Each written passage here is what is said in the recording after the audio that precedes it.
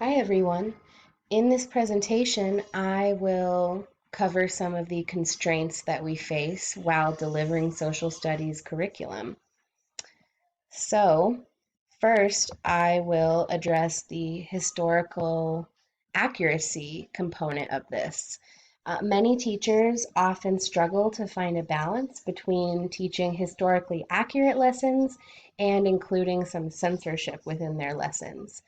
And unfortunately, many unpleasant aspects of history are censored within classrooms.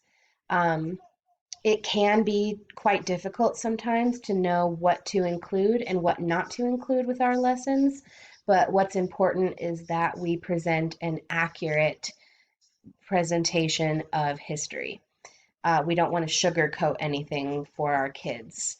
And global issues such as slavery, sexism, and genocide, these are repeatedly minimized, and even modern classrooms can struggle to teach these subjects in an accurate and meaningful way. And although these topics can be really difficult for our students to digest, it's important that we give them opportunities to work together in groups and figure out a way to support them while they make sense of these important global issues. So, I will also talk about opposition and controversy within this field. There have been many, many reforms to the social studies curriculum standards throughout history. It's been very versatile and constantly changing. And for a long time, the standards were becoming increasingly conservative, favoring things like censorship and teaching of creationism in schools rather than things like evolution. And the revival of traditional history models helped social studies regain some more focus and clarity. Uh, this model also increased integration in middle school and high school levels. So these older students now are required to take more in-depth social studies courses like economics. And the reading also referred to a golden age of teaching history, where students focused on piecing parts of the story together. History was viewed as one long story, and students were encouraged to piece it together chronologically as an organized sequence of events. And here's a quote from the reading. Researchers agree that the dominant approach practiced in schools is transmission of facts and values. This approach is politically conservative, valuing stability and common standards of thought and behavior. So essentially, teachers are rewarded for teaching at this basic surface level. It's a lot harder to get deeper into these subjects. And in a standardized based curriculum, it's really hard to find an opportunity sometimes to maybe broaden our horizons. So I'll also talk about the perspectives of conservatives and liberals in this arena.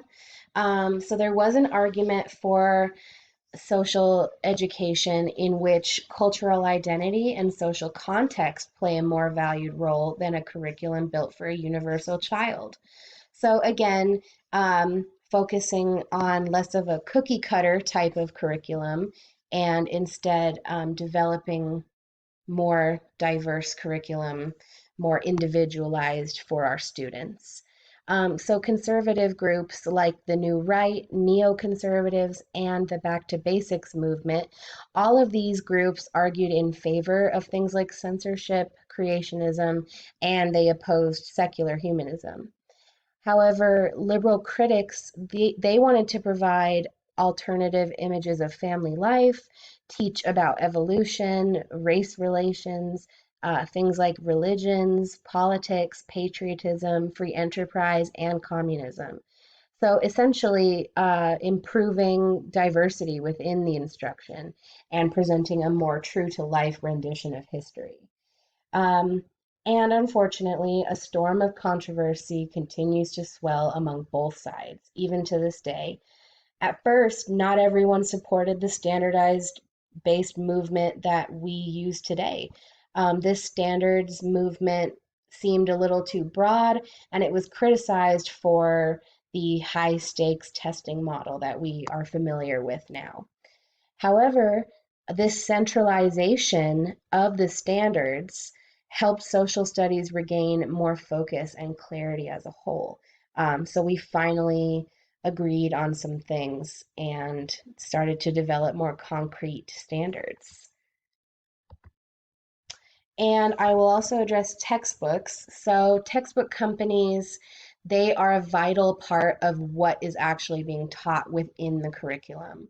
So in classrooms across America, teachers use textbooks to guide nearly all of their instructional decisions. Textbooks are a major force in standardizing the curriculum. Many teachers rely on textbooks as a primary instructional tool. We all are familiar with teachers who read from the book every day. And the textbook industry is also highly competitive and dominated by only a small number of very large corporations. So it's a very small arena cornered by just a few big guys.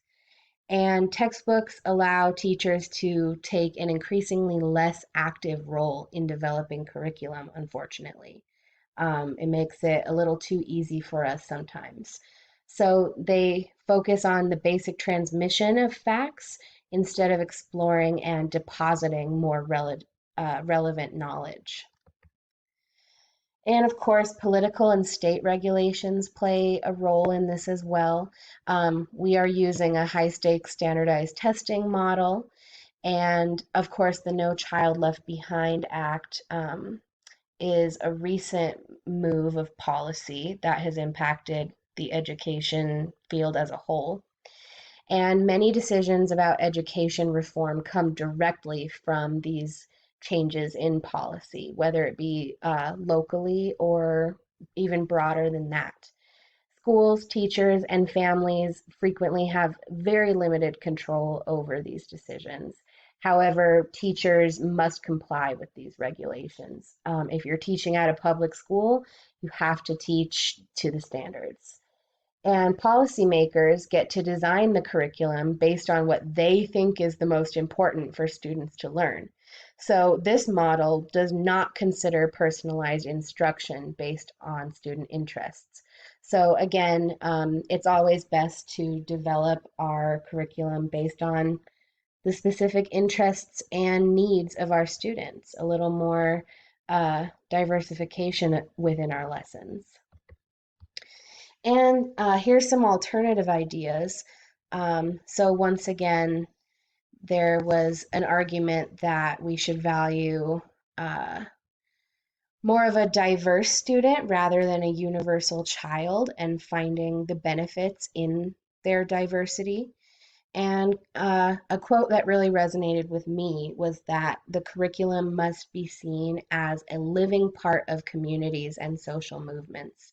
So, again, always moving, always changing and adapting. Um, and there's many different approaches, some are listed there.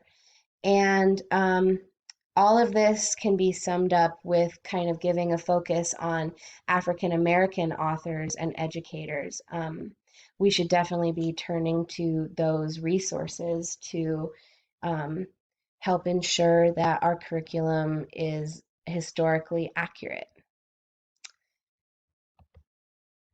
And the role of teachers. So, teachers should definitely have an active role in both the development and implementation of social studies curriculum.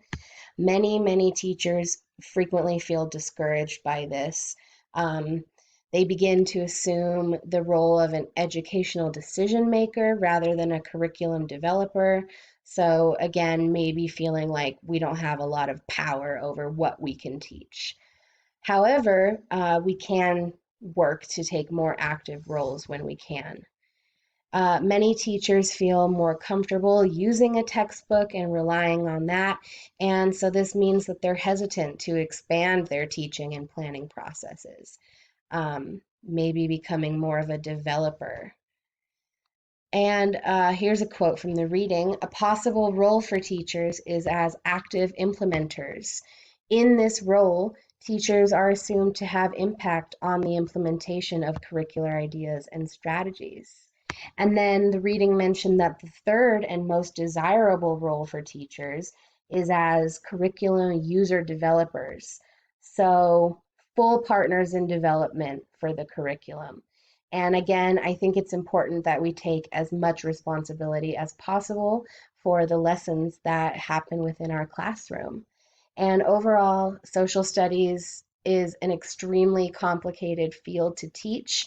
I think that's why many people feel nervous to talk about it or maybe discouraged. But the readings that we focused on for this module really helped me understand the full context of why it's so controversial and how we got to where we are today. Thank you.